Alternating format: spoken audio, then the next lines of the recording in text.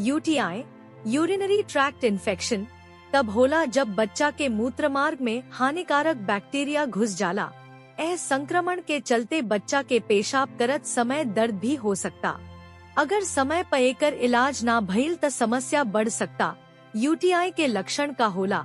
छोट बच्चा में यूटीआई के लक्षण कुछ इस प्रकार होला: बुखार, पेट में दर्द, बदबू वाला पेशाब, चिड़चिड़ापन, उल्टी, थकान, दस्त। बड़ बच्चा में यूटीआई के लक्षण कुछ इस प्रकार होला: बार बार पेशाब करे के मन होखल, पेशाब करत घड़ी दर्द होखे, पेशाब में खून होखल, बुखार आ ठंडा लगल, पीठ भा माथा में दर्द। बच्चन के यूटीआई से कैसे बचावल जाव? लइकन के यूटीआई से बचावे खातिर यह सब चीजन पर ध्यान दी।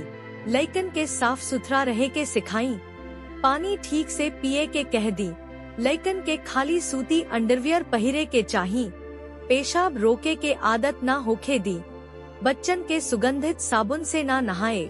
यूटीआई के इलाज कैसे कईल जाला?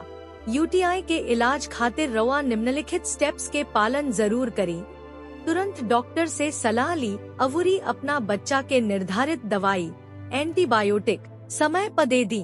अपना बच्चा के भरपूर पानी दी ताकि ओकर पेशाब साफ होखे। अवूरी शरीर में पानी के कमी ना होखे। कुछ बच्चा के बार बार यूटीआई हो जाला।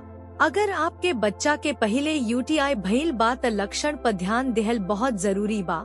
अगर कवनो लक्षण दोबारा दिखाई देवे त जल्दी से अपना डॉक्टर के बताई।